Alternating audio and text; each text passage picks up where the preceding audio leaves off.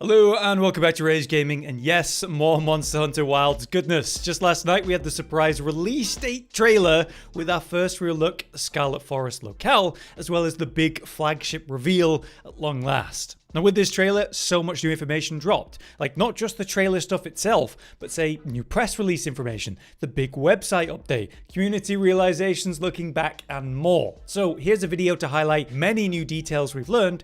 Let's just get started. Firstly, I want to highlight the story, which, we now have a much better understanding of. We have a description on the website that's this. The fates of a people and nature are intertwined. At the center, a boy named Nata and the mysterious White Wraith. Several years ago, a boy named Nata was discovered near the border of the Forbidden Lands, an uncharted region believed by the guild to be uninhabited. Nata recounts how his village was attacked by a mysterious monster, and in response, the guild has organized an expedition to investigate. And so our hunter was assigned to one of the units tasked with this, investigating the White Wraith and rescuing Nata's people, known as the Keepers. So the very center of the game is indeed this mysterious White Wraith monster, and while obviously the Forbidden Lands were thought to not have human life in it, this sudden appearance of a child and apparently his village and people, the Keepers, it called into question what we knew about that region. If you look at this splash art screen here, we have that monster in question, the White Wraith, as we're going to talk about, chained up to a wall, it would seem. And as this species of monster was thought to be extinct, and the name of Nata's people are the Keepers, you would imagine that they had this thing chained up or captured in some way, and now it's freed itself, destroyed that village, destroyed the Keepers, and that's what we're investigating. There's more to talk about in regards to what was shown in the trailer though, in this topic, but that's where we're going to start the game. The reason we begin in this region, and why we're so interested in the White Wraith. Also introduced in this new trailer then is a new base camp, this one in the Scarlet Forest. Here we have the classics you're going to expect from a base camp at this point, the pack animals, a smithy, your handler, the main tent, that kind of thing, and a bunch of people. In this case, we have some looks at other NPCs though, and the website's now telling us more about them. There are two main hunter units here, two different hunting groups that are working together and separately at times. From the press release, we learned that our unit is called the Avis unit, in which we have our hunter, our handler, our palico, Gemma as our smithy, that kind of thing. Now we also have more information about some of the characters from the other unit, Astrum unit, like Fabius here, who we have seen before in a kind of black and white past cinematic, starting off with telling us about the Forbidden Lands. We now know this about him. As a leader of the Hunters Guild, he established the Forbidden Lands Research Commission after discovering Nata and took charge of forming each expedition unit. He's a former hunter though, distinguished among the guild. So it would look like the leader of this Hunters Guild is going to be directly involved after all, rather than what it might first appear, where he sends us off on a mission without him. There is also a lot of fan theory that this is actually the Ace Lancer from 4U, just now much older. Since he's a former distinguished hunter, it's a fun and valid theory. Next we get a look at what is the Ashram team's handler, Eric, who's obviously excited to explore the forest. Officially, he's a renowned biologist though, and will probably serve a key role in finding the White Wraith. Then, lastly, we have the other smithy compared to Gemma. This is Werner. Werner is the Ashram unit smithy and is said to be a leading mind in weapon technology. I'm not sure how big of a role in the story he will play, but maybe he'll discover something and create stuff for us. We'll see. The next topic and a bunch of things I want to talk about though is the Scarlet Forest locale itself. Here's the new description. Following the river found in the Windward Plains will lead you to the verdant Scarlet Forest with its towering trees and abundant water. As you take your first steps here in your journey, your eyes are drawn to the peculiar red-coloured water found on the forest floor. This land experiences an inclemency known as the downpour. A torrential rainstorm floods the surrounding area. So, what we've got here is an extremely vertical map. There's this scene where the seikret is climbing up the vines, and it's really high up when it's doing this, and it's doing it for quite a while in that moment too. So it's ultra vertical, and that's shown very much by the canopy in the different wide shots. There's one where we're running across these kind of vine paths leading above everything, or that huge shot of the region when we're flying in on the ship above all of it. So it looks like a huge region. That's not exactly a surprise based on what we saw with the first locale, but it's the fact that it's so vertical that's so interesting to me. When you get the shots down below, when you're down in the water and so on, it's these really deep valleys looking up super high. But then there's also a kind of jungle section, as well as the forest feeling sections too.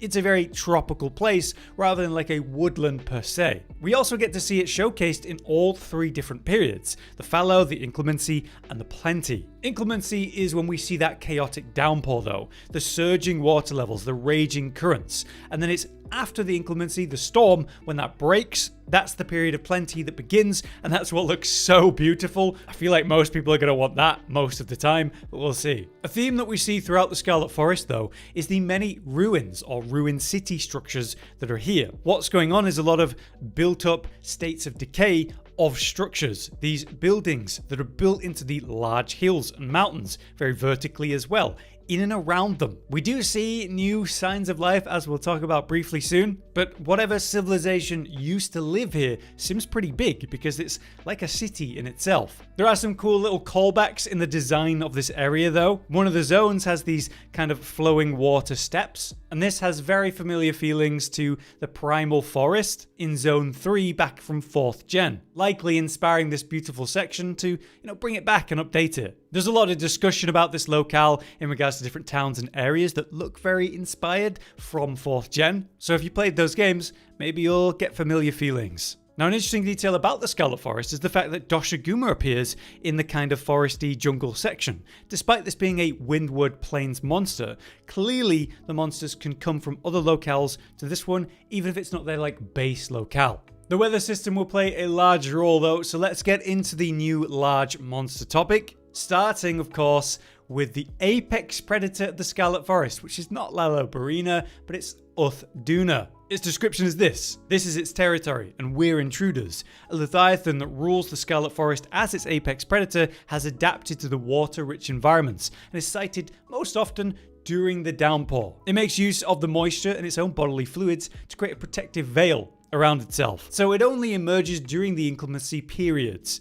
that downpour weather mechanic of this locale. It's cloaking itself in a veil of water via secretions from its body, and that may have some mechanical, impacts. But it is indeed a massive monster, a leviathan that attacks from the water. We see examples of it swimming out of bounds, leaping and slamming up and down to create these bigger and bigger waves that begin to buffet the hunter. How that will actually impact the gameplay, I'm not sure. Maybe it'll cause water blight, or maybe you'll have little control while those waves are going, and so you want to evade the big attack that's coming after it, or something of that nature. In the gameplay, we see multiple big body slams, the raw size of the thing taking up huge space. The next new monster revealed, though, is Quematrice, a new brute wyvern. Its description is this. These are brute wyverns with disproportionately long tails. They spread a flammable substance across it and then ignite it by dragging the tails across the ground. In terms of behavior though, they can often be seen fighting with other smaller carnivores over carrion. So they're certainly hungry for meat, and they do remind me of Odegron in that way. According to the website, the Windward Plains is actually the home of this beast, not the Scarlet Forest. And looking at its design and the render, you can clearly tell that the armor set shown in the bow weapon trailer is of this monster. But it's the fact that it has a comb on its head, like a chicken's comb, that just makes me not take it too seriously. But cool design, very raptor-esque. Lastly, for new big monsters revealed in this trailer though, we have the flagship of the game, the White Wraith, arkveld. And this is currently seemingly an unclassified monster type. Here's the description. A monster known among the commission as the White Wraith, described as having unique chain-like appendages expanding from its wings. A species long thought to have been extinct, its ecology remains shrouded in mystery. So they're obviously keeping whatever it is a mystery, maybe even as part of the game. But if you want to give it a classification for the moment, it's being referred to as a chain blade wyvern, which suggests it might not necessarily be an elder dragon at all, but maybe something new. It's using a kind of wyvern skeleton though, reminding us of Tigrex or Nagakuga. But if you look back at the Frontiers monster selection and the wing whip wyverns, that's kind of the same thing. So lots of people are making comparisons to those, understandably. Like I showed you earlier though, there is this splash screen of it chained up to a wall. And there's a lot of discussion about the validity of what we're actually seeing here. Is it truly chained up to the wall? There are at least 4 chains here that look like they are coming out of the monster. And then there's a lot more chains behind that are kind of opaque and a deeper purple that people are saying might be more metaphorical than real. So the big discussion right now is, what are these whip chains actually? Is it that this monster was chained to a wall so long that it actually began to meld with the chains, taking potentially 4 of them attached to its 2 wings when it escaped from the real ones? It's a cool theory, but what we do see during these whip chain things is a deep purple color at times during the cinematic moments in the trailer. So the big question is, what is this suggesting about its power? What kind of power is that? On that note, it's time to talk flagship, because Raidao is not the flagship of Wilds as we've known for some time. Arkveld appears to be that flagship though, as it is indeed on the new box covers and so on. So with that in mind, this scene where we see Arkveld fighting Raidao in Raidao's nest is super interesting. But then, if you look at the first scene of Arkveld in the Scarlet Forest, it's actually got Uth Duna, the, apex predator of Scarlet Forest. It's in its chains. So we have two clear examples of Arkveld essentially hunting and dominating the two apex predators we've been seeing of each locale so far. It would appear that it's essentially hunting each of them to establish dominance or something like that. Imagine that the Arkveld has just been chained up for an extremely long period of time, and in that time, Raidao, Uth Duna, they've moved into the different locales and become the apex predator. But now Arkveld's back, it's back to tell them who the boss is. Right, for our next topic, we've got small monsters. There's two unnamed shown and then a new third one. So there's a new small leviathan or sort of piranha type that's shown briefly in the water here. We're going to have to see what this really looks like. And we do have a new winged drake shown that's kind of hunting and eating a fish in the air here. Pretty cute, but we do have the new Linean tribe. These are the wudwuds, a tribe of Lineans, much like a kind of wild palico concept. The wudwuds inhabit the Scarlet Forest according to their official description. Tucked away deep in the forest is the wudwud hideout, where these creatures reside. So, the wudwuds' home is called the wudwud hideout, and that's what we're seeing the hunter in during the trailer. We find them coming out of one of our portable tents, kind of chastising us for saying, hey, you can't just make your home here. This is our home. You have to respect us. And so we're forming a kind of relationship with them. What's different in this game is the fact that they literally talk to you, because now these kind of cat creatures are speaking. And it is a mechanic you can turn off, so they go back to like meow speech or whatever, but it will have an important role to play in terms of the story with the wudwuds, I imagine. Speaking of which, during one of the scenes, we see the support palico mechanic, this kind of auto-revive Vigor Wasps that comes back, one of the ultimate palico moves, which would indicate that they're back. It's possible that the wudwuds then could be how our palico learns these type of moves. Maybe there's different tribes like wudwuds in each region, and the palico learns a different ultimate move from each of them. That's pure speculation, but it is logical. Other new stuff we learned with equipment and weapons though. For example, in regards to weapon details, we see this hunting horn counter or possible offset attack during one of these scenes. Obviously that's very exciting for hunting horn mains, but what's truly going on here? We believe it is an offset attack, not a counter per se. That is because during the recent TwitchCon event, there was new gameplay from a bunch of different people showing different weapons. And one weapon that got a lot more love during that is the hunting horn. During this gameplay moment, we see the player use something called the offset melody, which they're able to channel out and hold the note until they want to release it, which means they can hold this offset melody note for a really long time until it's the right moment to send it to successfully hit an offset. It doesn't happen here, obviously, but that's pretty crazy. It sounds like maybe the easiest offset attack to land, because you're able to kind of hold it and time it when you're good and ready. On the other hand, we do have equipment shown. We do have the doshaguma charge blade, it looks like, with this gnarly looking massive blade. There's the chatacabra SNS during this beautiful scene where he's grappling. We think these are the doshaguma jewel blades. There's the lala barina lance revealed. And as well as that, the balahara hunting horn. So nice to get a few new weapon sets and equipment to look at. But something that's not technically new that people are discussing as if it is the Forbidden Lands Research Commission logo and how that's being discussed. I guess it came up because they updated their various social medias with new profile pictures of this logo. But apparently this has been on the website for some time, as cool as it is. Shaped like a 6 because yeah, Monster Hunter 6, but it certainly looks cool. And now in hindsight, it does kind of look like a winged creature with a tail that arcs around the center symbol like, a chain whip. Maybe this is meant to represent the flagship, Arkveld, and its chain whip tail. That makes sense.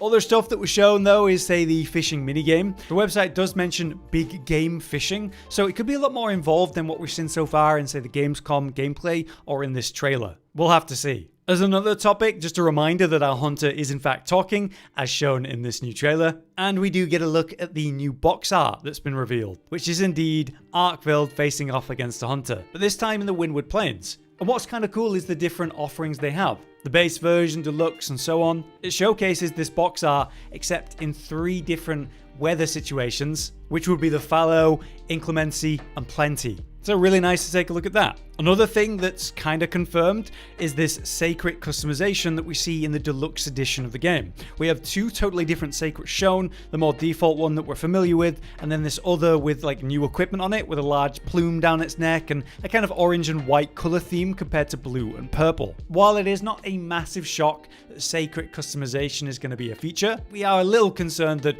we still haven't had a proper look at it. You know, take your Palamute and Palico at the start of Rise. What you're doing initially is customizing those. So you'd expect to do that again with your Hunter and your Palico, but now your seikret too, right? But if this is in the deluxe edition specifically, what if they're doing it with microtransactions? I hope that's an unfounded concern of mine. Lastly though, the release date. It's the release date trailer. February 28th, 2025. Way sooner than I would have expected, honestly. Which does mean, if we're gonna get a demo, it needs to come pretty soon, right? And that's an exciting concept in itself. But yeah, there you go. There's just a massive pile of details and things that I've learned from watching the trailer back, discussing it with Josh, looking at community finds, the press release, the website update, all that stuff. But if there's anything you want to add to the topics we've talked about today, or anything we didn't mention that you feel could have been mentioned, let us know in the comments. But very soon we'll be back with more coverage with the new information that's going to be coming out over the next few days. Until then, I've been Hollow, you've been you. Thanks for watching. See you next time. Josh, Cotton, and Hollow with the videos, dropping the humor like a hammer on your tippy toes, bringing entertainment on a daily arrangement to take our insanity and turn it into entertainment. Yes, I said entertainment twice, to reiterate that it is nice to look into your faces on a mostly daily basis when you let us in your homes to make the whole world a stage. Goodbye.